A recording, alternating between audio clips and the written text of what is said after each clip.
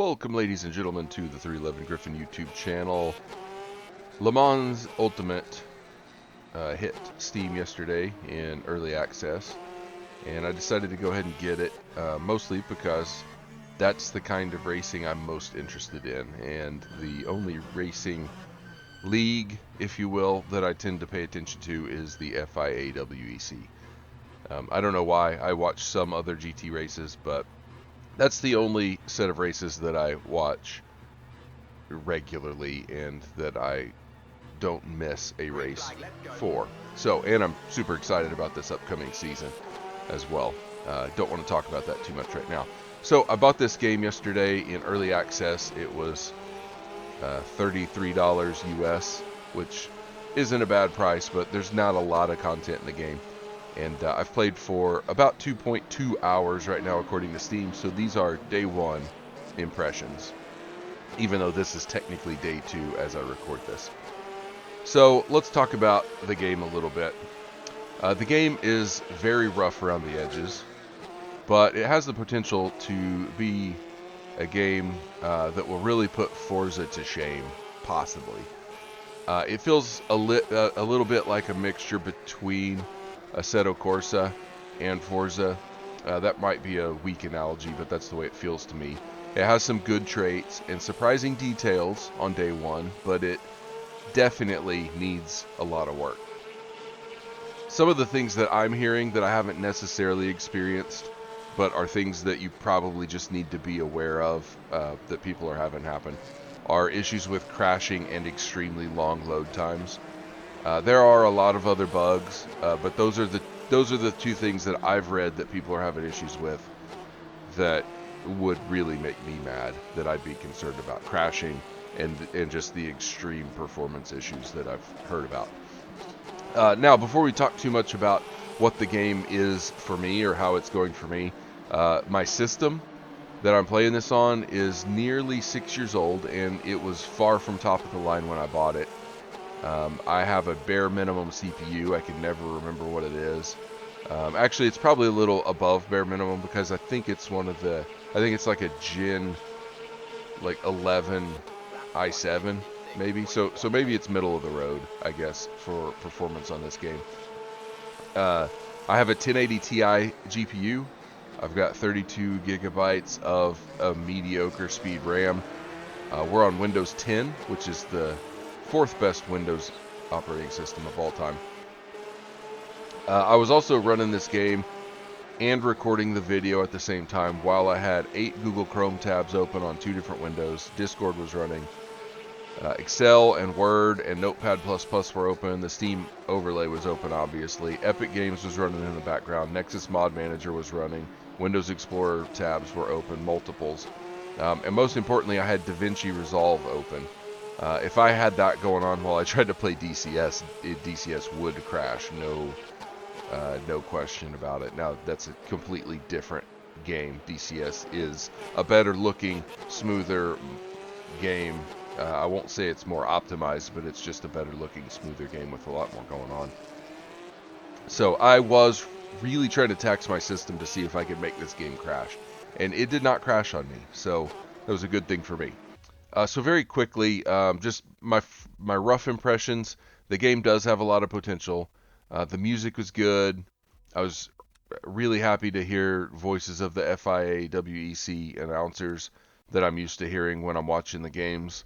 When I first loaded into the game, I haven't tried the replay function yet. I'm kind of hoping that those announcers pop in the replay. I don't know that they will, because I don't know that they went into a studio and recorded a bunch of lines. But since this is kind of tied to the FIA WEC and it's called Le Mans Ultimate, it would be really cool if the announcers had lines that you could hear during replays, or maybe during the race itself. Probably not during the race. I wouldn't mind hearing the steward's voice. Instead of seeing steward messages at the top, I wouldn't mind hearing the steward's voice, because it's a very distinctive voice. You hear it on the live streams and the replays of the videos when you're watching the races. You will hear the race steward. Is that Eduardo Freitas? I don't remember. I'll have to look it up. Okay, so that was nice. The sound quality is really well done. The physics to me seem better than Forza Motorsport in most ways. I need to test it a little bit more in different conditions, and I have to admit I don't know how real race cars handle in all the various conditions. I'm not a race car driver, so all I can compare it to is what I think the cars should do in real life and other games. But it felt like the physics were mostly better than Forza. There's a lot more realism in the car setup, the race strategy. You've got your practice, your quals, your pit options. There's a lot more you can do in your vehicle during the race, especially if you have your controls set up. So you've got traction control, fuel mixtures, um, brake bias, and stuff like that. There's blipping that you can do. There's a lot of settings that are very similar to Assetto Corsa that you can turn off and on, that you can mess with or not. But you've got the tire compounds are a little bit more realistic, and you've got a lot more control over what you're changing in the pits and how you're setting your car up. Even while you race, you can adjust things that you could really adjust in the real race cars. So that's really cool. There's a lot of options for using a race wheel and pedals and shifter setup, but it also works really well with the controller. It doesn't feel as good as Forza 7 in terms of the control. It's a lot choppier and sharper with the Xbox controller, but I don't mind that because honestly, I think to me it tells me that these controls are a little bit more real. You don't drive real cars with a controller, so if you did, it would probably be a little bit choppy. So it makes me feel like I'm not as good of a driver, but the truth is I'm not. Forza 7, while it's not a full arcade style racing game, Forza 7 actually makes me feel like I'm a better driver than I am. That's the way I take it. So that's my opinion. So anyway, this game I think is a little bit harder than Forza, and that's a good thing. But just something to think of. So the race steward penalty system seems to be really good on day one. It needs some work, I believe, but I was really happy to see some of the things that were happening, and some of the penalties were more realistic.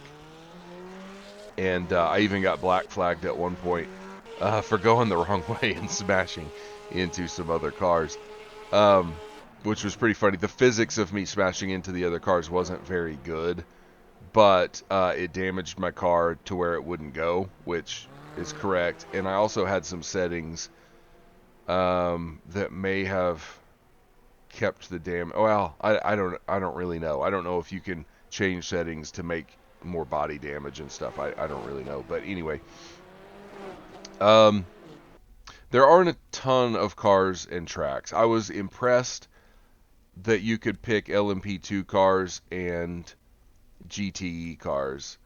I didn't think you were going to be able to. I searched for a long time before I bought the game, and all I ever saw referenced were hypercars, although I saw some GTE cars in the trailer and in some of the pictures. So I assumed that LMP2 and GTE was going to be something they added in the future, and that all you'd get to drive were the hypercars. But that's not true. You can drive LMP2 and you can drive GTE cars. And it's a good thing because I tried the Toyota. I can't drive the Toyota hypercar. I can't, and I'm afraid I will not be able to drive any of them. Of course, I had stability control turned off. I think the game changed that setting on me because I don't remember turning it off. But anyway, so maybe I could if I turned the stability control on. I don't know. So let's talk about the like full-on bad stuff real quick. There are some bad things with this game that have to be worked on before this game is actually ready. The AI is terrible. It's absolutely terrible. It is worse than in Forza, and Forza's AI is bad. If you've watched my Forza review, you'll know that that is my number one thing against that game, is that the AI is bad. This AI is worse. The menus are a touch confusing, and the UI for the pits is extremely confusing, and it doesn't have much feedback to tell the user exactly what's going on with the car and exactly what they need to do. Load times are a bit long, but for me, each race weekend when I loaded it up, it was just under 2 minutes, and then all the other load times were pretty minimal, relatively, what I expected. Except for trying to exit the race to the main menu, that just seemed to lag a little bit. It didn't take a long time, but it just doesn't tell you that it's doing anything. So it's easy to get confused and think that like the game's locked up. The controller can't be used to navigate the UI, so you basically have to use your mouse. Some settings don't seem to stick, like some of the driving assists, and most importantly for me, the race timer, because I would turn the races down to shorter races that I can realistically do in the time that I have allowed, and every time I got into a race, it was the either the full or half length of the actual race. So I like the option that we can set the races to full length, but realistically, I just don't have that kind of time. Especially when you're starting out, you don't want to be doing a 6-hour race when you don't know what's going on. It's good practice, I guess, but anyway, I could not get the race times to be what I wanted them to be. The game just set it however it wanted. There's a lot of small bugs with visuals, like raindrops not on the windshield and stuff like that. The good news on most of the bugs and the negative things that I saw is that I went through their FAQ and their known issues on their website, and it looks like they are well aware of most or all of these problems, and that means that they are probably going to address them. Did I mention that the AI is bad? It's absolutely deplorable. It's by far the biggest issue with the game. I know I already said that, but it's and again, it's the biggest issue with Forza, so it's not just this game. But the AI is so bad that in my first race, which was on Portimao, I've never raced that before, ever. I've watched races on it. I've never seen it in a game. I was in the C8R, and I wound up in first position overall on lap 7. So by that time, hypercars should be lapping me. I think. It's been a while, but I'm pretty sure they could be lapping me that early in the race. I was in a C8R. I basically stayed in the middle of the pack of the LMP2s and the hypercars, and then started slowly passing because they're just terrible. They can't take corners. They bunch up. They hit each other. They spin each other out. The top 3 cars other than me were all LMP2s. So they should be... And LMP2s are quick, but hypercars would be ahead of them. So I started lapping other GT cars, then I pitted. And then because the game, either the game turned the speed limiter off on me, or I accidentally bumped it trying to figure out how to get my tires changed. But anyway, I sped in the pit lane. So I had to do a stop and go. When I came out the first time, I was still in first place. And when I came out the second time, I was in 4th and wound up getting back to the front of the pack pretty easily. So that was on the second highest difficulty in the game, and then I turned the steering and brake assists completely off. I did have stability control on. So anyway, the AI is stupid. Graphically, the game looks really good. It's a little sharp on my machine. I haven't really played with the settings much. So it just looks too digital to me, but it looks fine. And I think it can be improved as they improve the game and as I play with the settings. So the potential is there for a really good looking game. You can also look side to side when you're in the cockpit, which is kind of cool, and you can get some good shots that way. I need to try head tracking. I haven't tried my head tracking yet, but I doubt that it works, or they would have advertised that head tracking is a part of the game. So it's about what I expected graphically, and it plays smoother than Forza did. Now, one graphic anomaly that I thought I was seeing, but is actually a setting, is how many cars you can see at any given time. So, like, especially early in the race, if you have that set low, you're going to have cars popping in and out of vision all the time, and it's really disrupting, and I think that could be handled a better way. I mean, it's not a bad setting to put in there so people can drop it down if they're having performance issues, but it just looks really weird. So, graphically, cars popping in and out of your vision, not that great, but Anyway, it looked fine. So that's about all I wanted to say. I know it's a rough review. I may update later as I play more or as they update, but for right now, the game is okay. If you really love this kind of racing or you're a fan of the WEC, you might consider getting the game now, just because I think it's going to be worth it in the end. But I would say if you're more into the arcade style of racing, this game may not be for you. You could make it work, but I just don't think you'll enjoy it much if you're looking for more of an arcade experience. It's a bit more taxing on me driving than Forza Motorsport is, in my opinion, but not by much. It's not nearly as difficult as Assetto Corsa is.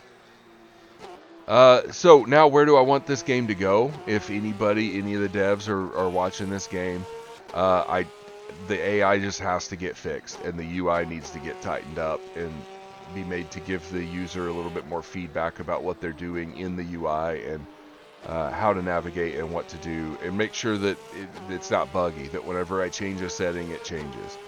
And it doesn't just tell me that it changed. But mostly the AI. Those are the two big things that really just have to be fixed before this is Le Mans Ultimate. Longer term, I'd really like to see a full season mode where I pick a car or a team at the beginning and I race from beginning to end. And then we would all like to see more tracks and more cars. My hope long term is that eventually what we'll get, like this week, would be the new season's cars and tracks, like all the teams and all the tracks that are going to be that season. We would keep the old tracks and old cars so that we could race whatever season we wanted, but we would get the new season. And I think that there's a lot of potential for a really big, like, virtual opening week or opening season to the new season, where they're, celebrating on their app, and they're celebrating on their YouTube channel, and they're celebrating on Twitch and Twitter and whatever they're on. But also in this game, there's a big update and a big trailer that happens to introduce the new season. The prologue is this coming weekend, I think, for the actual season. So they're going to be at Qatar racing. The car lineup for this season is stacked. I saw it the other day. I am absolutely stoked for the 2024 FIA WEC. It's going to be huge, and this game is tied so closely to it that it would be really cool if we could play through those seasons and that we could pick the new cars and that they were faithful virtual representations of the actual car, things like that. And of course, if you've got the announcers handy, just have them announce your replays and have them do intros to the season and stuff like that. Just like things like that would make FIA WEC fans and endurance racing fans, they'd be stoked. They would be absolutely stoked. It'd be a huge thing every year, as long as the FIA WEC is a thing. So this is going to be a fun year in the WEC in real life. I already have my tickets to COTA. I'm really stoked. That's probably the closest the WEC is ever going to come to me, where I am. I would eventually like to go to Spa and Le Mans. Those are obviously tracks that I'd like to go see real races at. But I'm going to COTA this year. It should be fun. I'm really stoked about it, and I'm stoked about where this game is going. It's not great right now, but it's good enough for fans right now. So that's all I want to say. If you're on the fence about the game, I hope that this quick day one review helps. It really does have a lot of potential, and I'm not going to be playing it a ton yet, but I am going to play it and have fun with it. So anyway, that's it. Thank you, and safe driving.